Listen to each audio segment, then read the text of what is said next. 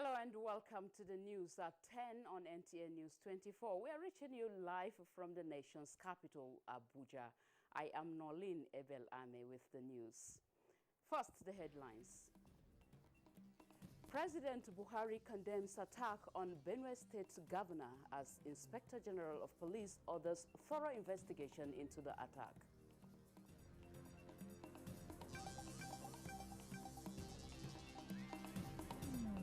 2021 World Water Day, attention shifts to children to be part of the campaign against water wastages. We need to learn to conserve water. Even if we can't conserve for ourselves, we should conserve for friends and families. Plus, Federal Road Safety Corps wants Nigerians to alert the Corps when faced with any form of distress on the road.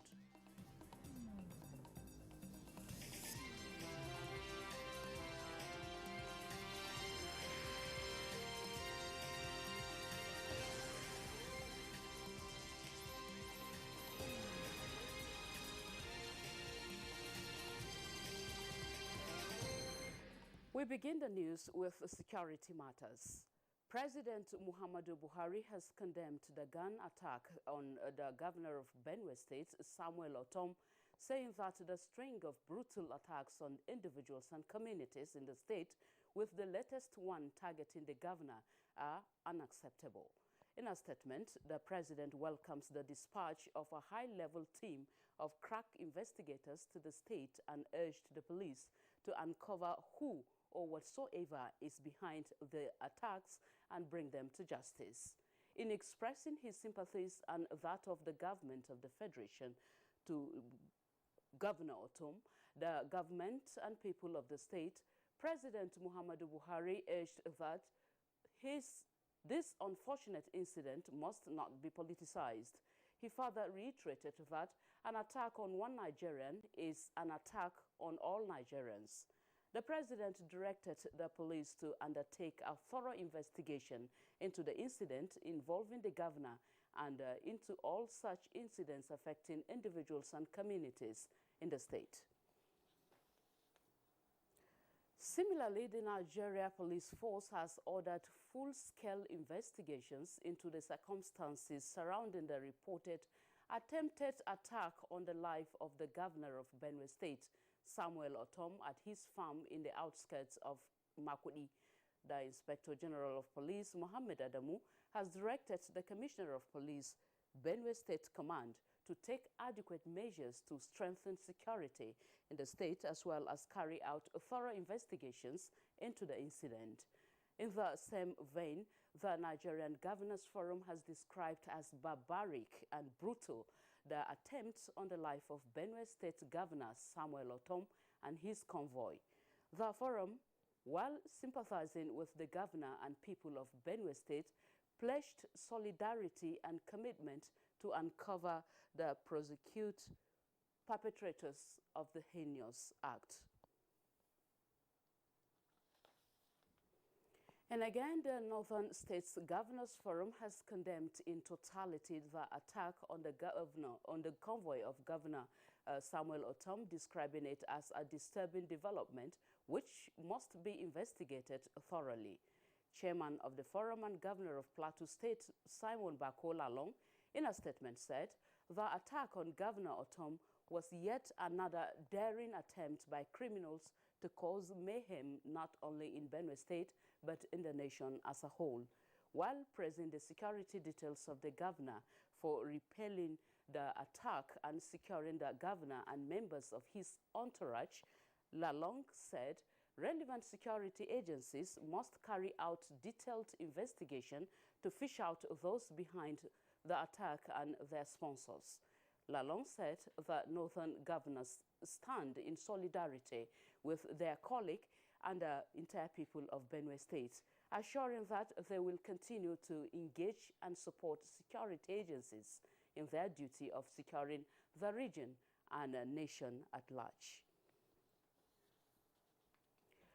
The All Progressives Congress has condemned the attack on the convoy of the Benue State Governor, Samuel Otom, Senator John James Apanu Dwedehehe, National Secretary, Caretaker, and Extraordinary Convention Planning Committee of the All Progressives Congress, in a statement expressed confidence that the security services will do everything to unravel the criminals behind the attack and bring them to book. The APC reiterates that Nigerians must all collaborate to end criminality in all forms and see crime as a crime which should not be politicized. Similarly, the PDP Governors Forum has condemned Saturday's attack on the governor of Benue State, Samuel Otom. A statement from the chairman of the forum and governor of Sokoto State, Aminu Waziri Tambuwal, says disputes must be resolved amicably without resort to violence.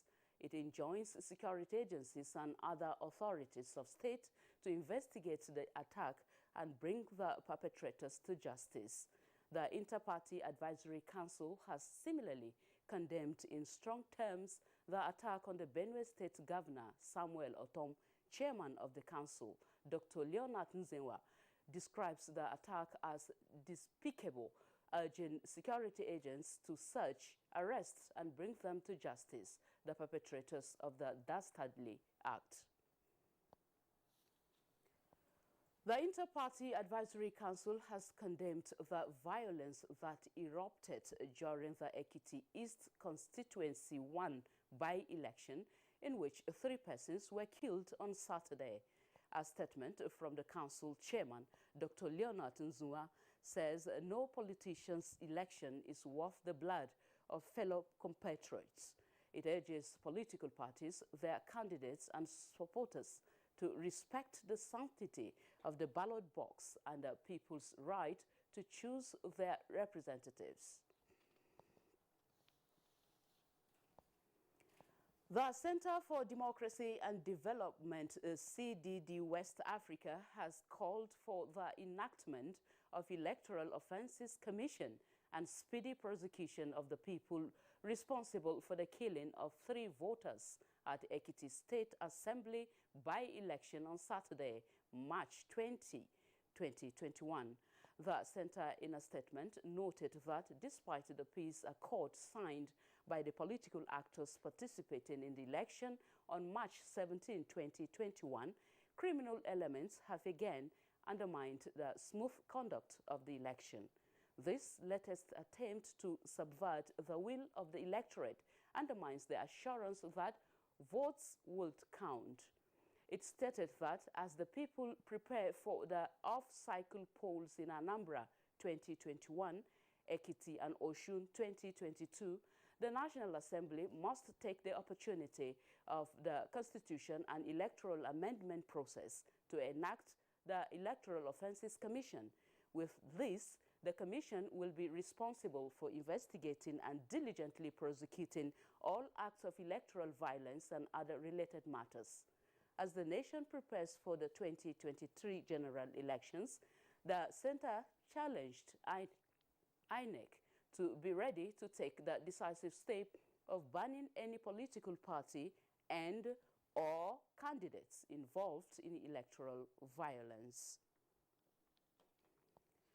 As part of efforts to ameliorate the unprecedented level of insecurity in some communities, Niger State House of Assembly and people of goodwill are advocating the amendment of Act that established vigilante to enable them bear arms.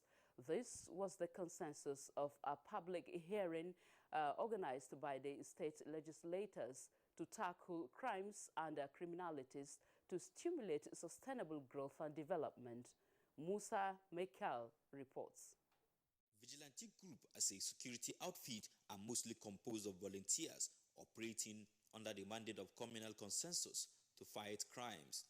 This group of people have been living up to expectations in steaming waves of criminal tendencies and banditry in Niger State, as attested to by Governor Abubakar Sani Bello. We're not going to disband vigilantes because even when banditry stops, eventually the vigilantes will remain to maintain some kind of security within the community.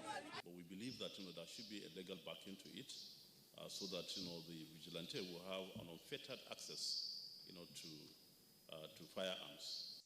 It was against this background that stakeholders comprising of heads of various security outfits, law reform commissions, members of the Nigerian Bar Association, and other civil society organizations at a public hearing put together by the state legislature are seeking for the amendment of Vigilante Act Law 2012 to grant power to volunteers to bear arms. It is against the backdrop that the Niger State House of Assembly referred the following proposed bill for amendment. We want to appreciate your concerns and the concerns of the state government in assisting the police to realize her dream of community policing.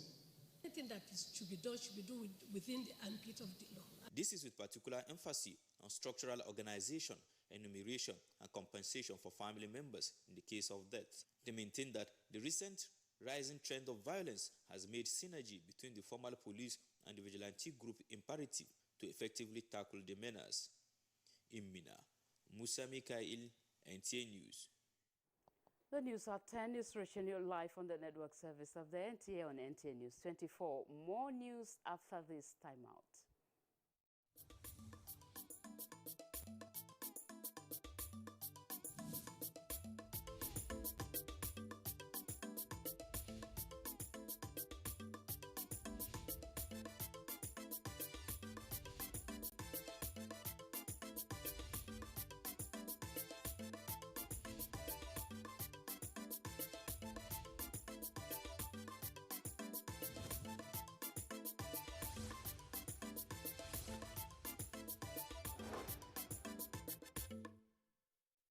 Thank you for staying with us on the news at 10 on NTA News 24.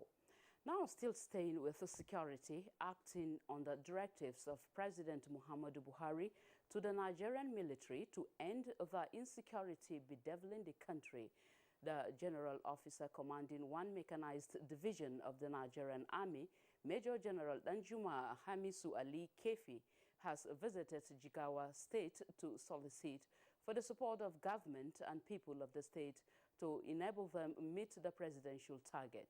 Muhammad Musa Askira reports that while in the state, the GOC meets with government officials and the Emir of Duse, Dr. Nuhu Muhammad Sanusi. While briefing Jigawa State Governor on his mission to the state, the GOC Major General Danjuma Hamisu Ali Kefi says, in compliance to the presidential directive, it became imperative for him to go round all the army formations and units under his jurisdiction to boost the morale of the officers and men of the Nigerian Army to carry out the directive of the president effectively. That, he added, can only be achieved with the support of the governments and people of the states under the care of the 1st Mechanized Division, which he heads. We are putting measures in place and ensure that there are no untoward activities or things that will destabilize the state and the people itself. Governor Muhammadu Badru Abubakar, represented by his deputy Mala Umar Namadi, assured the GOC of his administration support to help all the security agencies in the fight against insecurity in the country. We are lucky that we are safe, but that does not mean we should relax. Though Jigawa is relatively peaceful, its closeness to Yobe and Katsina states calls for the consciousness of the security agencies, as the current onslaught against the criminal elements may force them to seek for the safe haven. While at the palace of the Emir of Dutse, Dr. Nuhu Muhammad Sanusi, they both agreed to work together in taking proactive measures to nip in the bud issues of insecurity. Muhammad Musa Askira, NTA News. Suspects alleged to have been responsible for the kidnap of the auxiliary bishop of Owerri Catholic Archdiocese, Bishop Moses Chukwe, have been arrested by officers of the Imo State Police Command. The Commissioner of Police, Nasiru Muhammad, made this known while parading suspects in Owerri. Lorita Arinze Gwim has details. The kidnap of the auxiliary bishop of Catholic Diocese of Owerri, Bishop Moses Chukwe, and his driver in December last year caused a major upset in Imo State, resulting in a hunt for the perpetrators. The arrest of the alleged suspects is therefore one of the major breakthroughs of the Imo State Police Command. Other suspects alleged to have engaged in crimes, including attempted arson and kidnapping, were also paraded. That day that we kidnapped the bishop, I was holding a pump action. So Emperor was holding an AK-47. Would demand 10 million naira. From the bishop? Yes. The bishop did not pay any money. According to the police public relations officer, Imo State Command, Olandi Ikoku, who spoke on behalf of the State Commissioner of Police, one of the suspected kidnappers was making arrangements to kidnap his employer, the principal of the school where he worked as a security guard, before luck ran out on him. The command did not rest on its oars as the Commissioner of Police, CP Nasiru Mohammed, put all tactical teams on their toes and ensured that those men that were responsible for the kidnap of the bishop and other people, and those men that has ensured that Imolites cannot rest, are arrested and brought to book. While the Imo State Police Command reassures of its commitment to safety of lives and property, they are appealing to the public to report suspected criminal activities around them promptly. In Owerri, Lorita Rinzegui, NTA News. Away from security to safety now, the Corps Marshal Federal Road Safety Corps Boboye Oyemi has called on the motoring public to be courageous and alert the Corps whenever abnormality is noticed on their journey. He stated this after receiving a distress call from a passenger who noticed the dangerous way a public bus driver she boarded was driving along Kiakiama, Ogiri, and Ogun State at about 13:35 hours, and a reckless drunk driver was arrested and vehicle impounded. In a statement, Corps Commander Boboye Oyemi explains that road safety is a collective responsibility and everybody's business. As such, all road users must play their role to ensure their own safety and that of other road users. Upon arrest and impoundment of the vehicle, the driver was subjected to back test and the result was 0.18%, which is extremely higher than the 0.05% permissible by road traffic regulations. He commended the courage of the passenger, adding that the FRSC toll-free numbers 122 and that the number is also available 247 for emergency and prompt rescue services.